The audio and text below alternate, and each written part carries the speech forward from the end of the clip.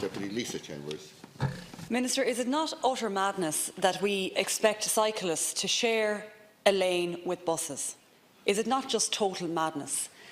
The sad reality is that Irish cyclists are endangering their own lives every time they take to Irish roads because of the chronic lack of infrastructure for cyclists.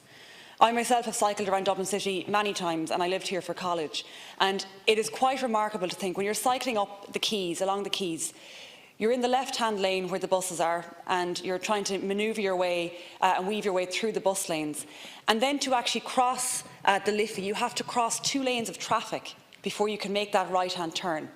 All the while navigating cars and buses at busy rush hour times. It's just simply not safe. And I have some sympathy for the bus drivers and for the car users as well, because there isn't enough space there for everybody as it's currently built.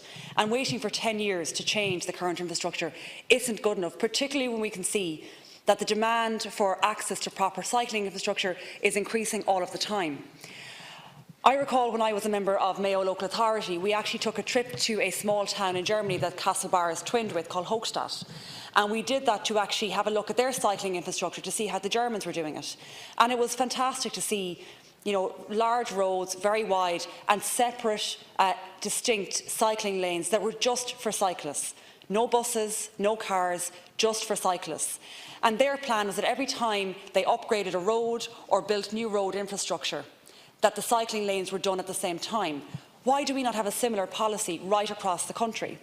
And a lot of the focus is on the cities, and rightly so, because that is where it is the greatest problem. But as somebody from a rural constituency, County Mayo, where we have the Great Western Greenway, it's been a huge success. We can see the numbers increasing year on year. People want access to cycling facilities.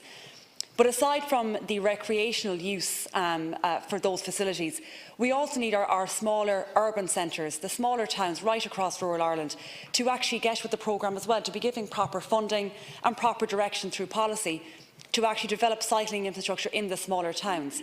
There's no reason why in a town like Castlebar or Westport or Ballina you can't cycle. You should be able to cycle from one side to the next, but it is just as dangerous in those towns as it is in the cities, because there simply isn't the space to do it, and it wouldn't be something that would be the norm.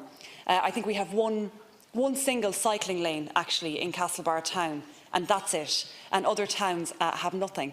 So, Minister, I would ask you to look not just at the cities, but to look at the wider policy around cycling right across the country, and encourage local authorities and actually instruct local authorities to, when they're upgrading the roads, that they actually provide cycling infrastructure at the same time. At least at some point in the future we will get there with that.